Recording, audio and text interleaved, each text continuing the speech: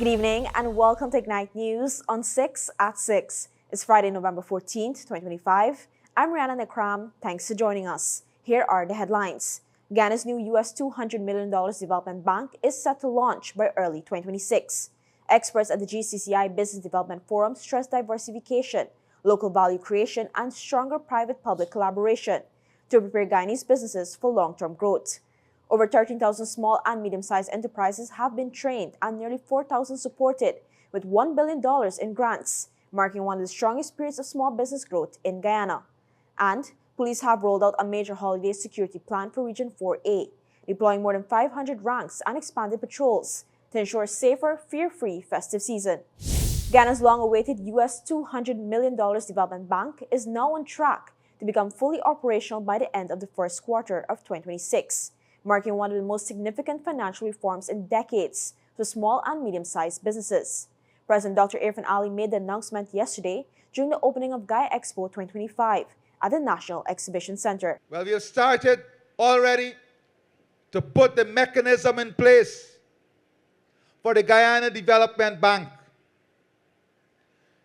The bank will be capitalized with a minimum of $200 million US. It will become operationalized before the end of the first quarter in 2026. As I speak to you, the administrative, legal, and regulatory framework is being crafted. A major feature of the new institution will be its zero collateral, zero interest loans for small businesses, a policy the president says will be detailed in the budget 2026. A special incentive regime will be created to support lending to SMEs by the commercial banks, similar to the incentives we give them for housing. In exchange, the commercial banks will have to lower their interest rate to lower than 4% and also lower their collateral requirement for SMEs. The Guyana Development Bank will have no collateral requirement and 0% interest on loan up to a predetermined value to be announced in budget 2026. In addition to the new development bank, the government will also roll out a special incentive regime to push commercial banks to expand their support for SMEs. The plan mirrors incentives used in the housing sector, but with strict conditions. Banks will only qualify if they drop interest rates below 4% and cut collateral requirements, making capital easier and cheaper for ordinary entrepreneurs. President Ali said the development bank will prioritize businesses in agriculture and agro-processing, tourism and hospitality services, creative industries, and any sector tied to value creation and innovation. This, of course, would lead to the creation of thousands of business opportunities, tens of thousands of business opportunities. We're going to announce a special initiative. The government says the new bank is central to its strategy to diversify the economy, expand rural prosperity, and build wealth outside of oil and gas, with the first loans expected to be rolled out shortly after operations begin next year. President Dr. Mohamed Irfan Ali has issued a strong warning to GuyExpo's management, telling them they must show results next year or face the consequences. He delivered a message last evening while opening GuyExpo 2025 at the National Exhibition Center. Let me be very clear. If the managers in GuyExpo can't deliver to us next year from the investment we are putting in GuyExpo, we will have to find a new management system to give us the type of results that we are investing to get. The president's warning comes as the government continues major investment in the sugar industry, rehabilitating estates, repairing factories, and restoring production. But he said sugar is still not performing at the level required, even as other areas of agriculture continue to grow. There is no shortcut. I want to be clear as your president. We must get the results we're investing for. We must get the productivity we're investing for.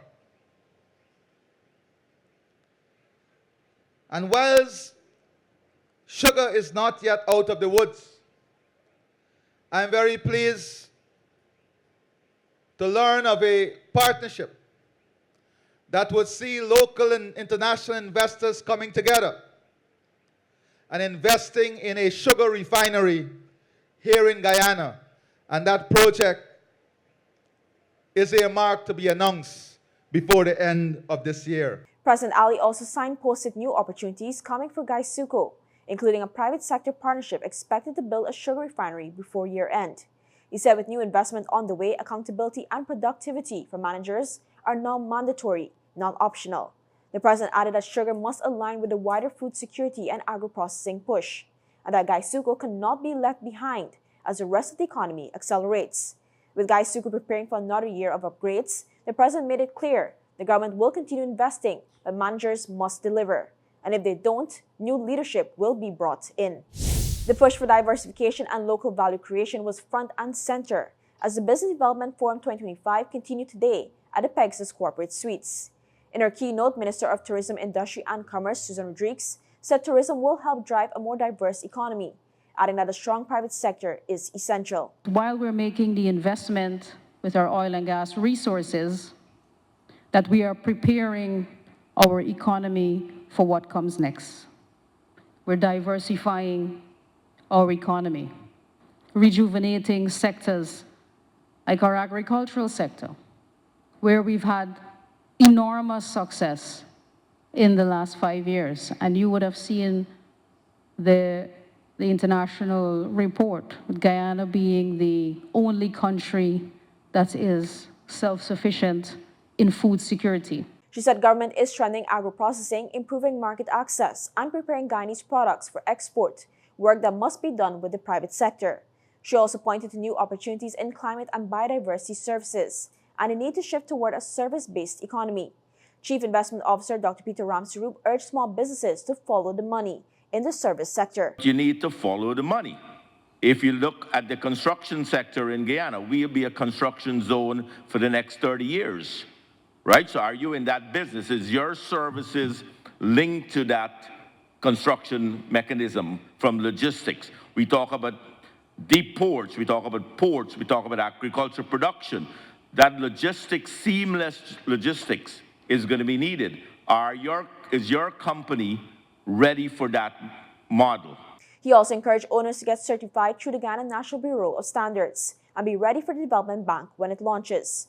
Dr. Ramsaroop advised that creative branding, stronger marketing, training, and better company profiles can help businesses diversify and grow. Local participation, social development contributions, and compliance with environmental and safety obligations are non-negotiables in Ghana's latest petroleum agreement.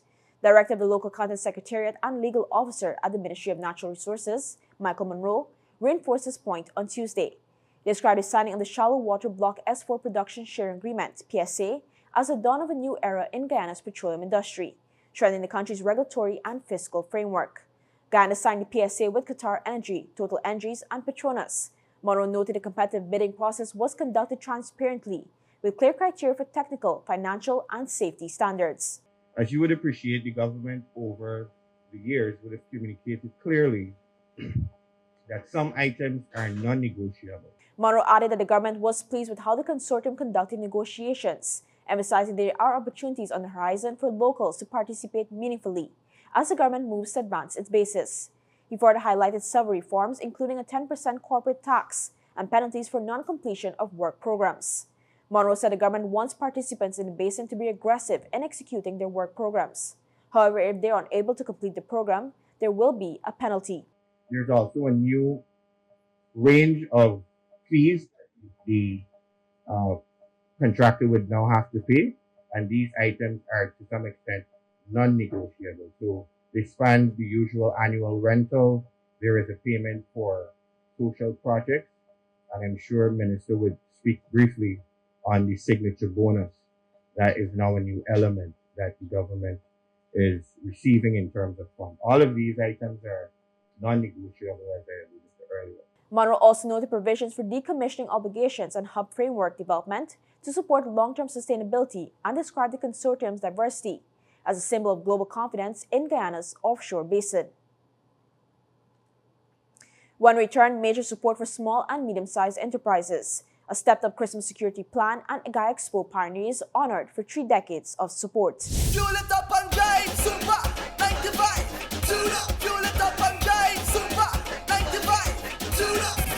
Protect your fuel system, boy. High mileage and performance, boy. Guy Oil Super 95 gasoline gives you more reasons to drive and is available at 56 service stations nationwide. For affordable price, high performance, and high mileage, choose Guy Oil's Super 95 gasoline. Fuel it up and drive. Welcome back. More than 13,000 small businesses have been empowered through training. More than 13,000 small and medium-sized enterprises, SMEs, in Guyana have received training, and nearly 4,000 have benefited from $1 billion in small business grants over the past 5 years, highlighting major growth in the sector. Tourism, Industry and Commerce Minister Susan Rodriguez shared achievements at the opening of GuyExpo 2025, noting that over 2,700 businesses received training in 2025 alone through the Small Business Bureau. She said the grants and training have helped small enterprises become competitive locally and internationally, calling this progress the real story of Ghana's economic growth. Rodriguez described the exposition as a reflection of the country's development, driven by innovation, investment, and resilience. She urged exhibitors to maximize events opportunities and be confident in showcasing the products as more than 100,000 visitors are expected. GuyExpo Team Transformation Through Entrepreneurship and Innovation runs from November 13th to 16th, with an emphasis on local manufacturing. The Guyana Police Force has launched a heightened security plan for the holiday season, focusing on Region 4A, an area stretching from Cummins Lodge to Agricola that records a high share of crime and traffic activity. Commander Simon Bigbean announced that 507 ranks will be deployed daily, supporting 207 patrols, including 249 traffic units and 258 anti-crime teams. While we will be granting and giving persons permission to enjoy the festive season, we'll also ensure that noise emitting does not adversely affect persons who do not want to be affected. We will increase our intelligence-led operations and our visits to KPs and VPs, presence in our commercial and residential areas, and the collaboration within the commanders will be greatest during this time. Drone surveillance will be used regularly to monitor high-risk areas. The plan includes bicycle patrols during shopping hours, motorcycle patrols from morning to midnight, and 24-hour vehicle and maritime units. Special attention will be given to busy commercial zones such as Regent and Robb Streets, markets, malls, banks, hotels, and recreational areas. Police will also tighten controls on public events, traffic enforcement, and noise nuisance. Temporary police booths, additional day and night patrols, and enhanced airport security are part of the strategy. The public is expected to be free of fear of crime because anywhere you turn, you're going to be seeing police on bicycle, police on foot, canine police, police on vehicles, and all the resources we have as a Guyana Police Force will be placed out there. The force says increased visibility aims to keep the season safe, reassuring citizens that they can expect to be free of fear. 13 businesses that have supported GuyExpo since its launch in 1995 were honored during the trade fair's 30th anniversary opening at the National Exhibition Center. The awardees: Banks DIH, Comfort Sleep, Twins Manufacturing Chemists, New GPC, Demerara Distillers Limited, Anson McCall, Brass Aluminum and Cast Iron Foundry, Fiber Tech, Industrial Plastics, Global Technology Inc., Go Invest, Hardcore Art and Craft, Sterling Products Limited, and Siram's Jewelry and Mold Shop were recognized for the consistent participation, which helped shape GuyExpo into Ghana's largest and longest-running trade and investment showcase. Many of these companies have leveraged the platform to launch new products, increase national visibility, and expand into regional markets. President Dr. Irfan Ali praised the commitment, noting it reflects confidence in Ghana's growth and the country's evolving economic landscape. The awardees' development from modest operations to major national manufacturers mirrors Ghana's broader economic transformation, highlighting the private sector's key role in driving innovation, entrepreneurship, and national development. Daniel Nert, 22, of Islington Village, East Bank, Berbice, died after his motorcycle collided with a motorcar on Thursday in Stanley Town, New Amsterdam, Berbice. According to police reports, at approximately 4:30 p.m., a motorcar, PLL 6600, driven by a 56-year-old resident of Lancaster Village, collided with Nert's motorcycle, CP 1385. Preliminary investigation suggests the motorcar was traveling north on the main road at a normal rate, while the motorcycle was reportedly moving at high speed on an access road, striking the left front side of the car. Nert was immediately transported to the New Amsterdam Public Hospital, but succumbed to his injuries shortly after arrival. The driver of the motorcar is receiving medical treatment. Speaking with Ignite News, Debbie North, sister of the deceased, said she was heading home when she saw the ambulance on the road, but never imagined it could be her brother. I was coming from work and we saw an ambulance, so we pulled in the car and I was like, where this ambulance going? Right, anyway, we continued on our journey to come home, and then my neighbor called and said that Daniel reached an accident, so we head straight to the hospital. When I got to the A&E room, he was on the bed gasping for air, and his head was swollen, and he had some wounds and some deep cuts on his foot, on both feet. Debbie said authorities believe that if her brother had been pulled from the trench sooner, he might have survived. He was in the trench for quite a long time before he was pulled from it, because everybody was apparently videoing with their phone instead of assisting. So the doctor said due to the long time he was there, if he had gotten out a bit early, his lungs wouldn't have filled with the dirty water. She described Daniel as a kind-hearted, jovial young man who was always willing to help others. Police investigations into the circumstances of the accident are ongoing. When we come back, Virgin Islands dominates Guyana's at FIBA. India gained upper hand over South Africa, and Guhi leaves England's squad. Your business is built on hard work, vision, and the drive to succeed. At GBTI, we understand what it takes to grow.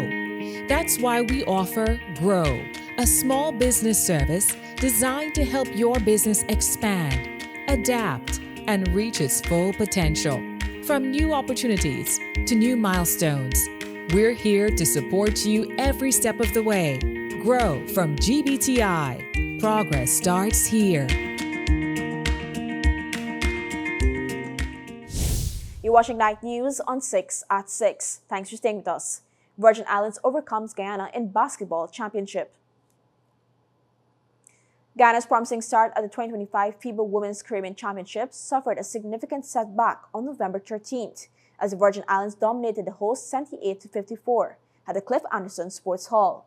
Defeat ended Guyana's unbeaten run after the opening victory against the Bahamas, exposing defensive vulnerabilities and offensive inconsistencies that troubled the home team throughout the matchup. Despite another strong performance from Joy Adams, who battled relentlessly for 13 points and 15 rebounds, Guyana could not overcome the Virgin Islands' suffocating defensive pressure and superior execution. Guyana now faces a critical juncture in the single round-robin tournament, with 2 crucial matches remaining. The hosts must regroup against Suriname tomorrow before confronting regional powerhouse Jamaica on Sunday. A top 3 finish is required to secure qualification for the 2026 Central Basket Women. India dismissed South Africa for 159 on the opening day of the 2025-26 series, taking pitch and toss conditions out of play with a dominant bowling display. After winning the toss on a good batting service, South Africa raced to 57 for 0 in 10 overs. But Jasprit Burma turned the innings around with a superb spell that yielded his 16-test 5-wicket haul. Supported well by Kuldeep Yadav and Mohammad Siraj, Bummer delivered 2 unplayable balls to remove Ryan Rickleton and Aiden Markram, finishing an opening spell of 7-4-9-2. In his decision to play 6 bowlers with Washington Sudar promoted to number 3, to accommodate Axar Patel initially looked risky as Siraj struggled and Axar was targeted, but attacks soon clicked to bowl South Africa out cheaply. India reached 37 for 1 in the 20 overs before stumps, trailing by 122 runs, with KL Rahul unbeaten on 13. Crystal Palace defender Mark Guhi has withdrawn from the England squad because of injury. According to the BBC, he will return to his club to continue rehabilitation on the foot injury he sustained against AZ Alkmaar in a Conference League match last week. The 25-year-old was left out of the squad for England's 2-0 victory over Serbia on Thursday and will also miss the Three Lions final 2026 World Cup qualifier in Albania. Guhi joined up with Thomas Tuchel's side at the start of the week, despite missing Palace's 0-0 draw with Brighton last Sunday, because of a heavy bone bruise that has left him unable to walk. Tuchel will prepare for Sunday's trip to Tirana with a squad of 24. England sit top of Group K and have already qualified for next summer's World Cup in the USA, Canada, and Mexico, having won all 7 matches so far. Despite the UK's new visa requirement, trade with Trinidad and Tobago has surged to £1.3 billion. Trade between the two countries remains robust despite the UK's recent introduction of a visa requirement for TNT nationals. According to Trinidad and Tobago Guardian, speaking at the King's birthday party reception in Marvel, British High Commissioner John Dean reported that total trade between July 2024 and June 2025 reached £1.3 billion, a 105% increase from the previous year. He credited the growth to strong business ties and presence of well-known UK brands in TNT. Dean acknowledged the visa requirement, describing it as a difficult but necessary step in response to rising asylum claims from TNT nationals, stressing that it does not weaken the country's long-standing partnership. He reaffirmed the UK's commitment to facilitating a smooth visa process and deepening cooperation, highlighting a £5 billion agreement aimed at supporting major infrastructure, healthcare, and security projects. The event was attended by senior TNT officials, including Foreign Affairs Minister Sean Sobers. In international news, Swiss ministers held very positive talks in Washington aimed at reducing the steep 39% U.S. tariff on Swiss exports, the highest imposed on any European country. U.S. officials said Switzerland was very aware of its trade deficit and willing to address it, raising hopes for a meaningful reduction in tariffs. The BBC reported that Swiss Economics Minister Guy Parmelin said most issues had been clarified after months of unsuccessful attempts to ease the tariff burden. Earlier efforts by Swiss President Karin Keller-Sutter failed, but a private business initiative including Swiss industry leaders presenting gifts such as a Rolex watch and a gold bar during a November Oval Office visit appears to have shifted momentum. President Trump has since indicated that a reduction is being discussed, though without specifying a figure. Swiss industries, particularly tech, have been hit hard, with exports to the U.S. down 14.2% year-on-year. Existing ties between Swiss luxury brands and Trump's circle may have aided negotiations. Finally, this evening, China has summoned Japan's ambassador after Prime Minister Sanae Takaichi suggested Japan could deploy its self-defense forces if China used force against Taiwan. Her comments made during a parliamentary session when asked what might constitute a survival-threatening situation implied that conflicts involving battleships or military force near Taiwan could trigger Japan's right to respond under its 2015 security law. The remark intensified tensions rooted in long-standing historical animosity and the sensitive issue of Taiwan's status. Both countries' foreign ministries have exchanged strong protests, and a Chinese diplomat's remarks interpreted by some as a threat to behead Takaichi further inflamed the situation, the BBC reported. Beijing firmly opposes any suggestions of Japanese involvement in Taiwan, while Tokyo maintains a policy of strategic ambiguity. The escalation dispute underscores the fragile security environment in the region and the potential for sharper diplomatic fallout over Taiwan-related issues.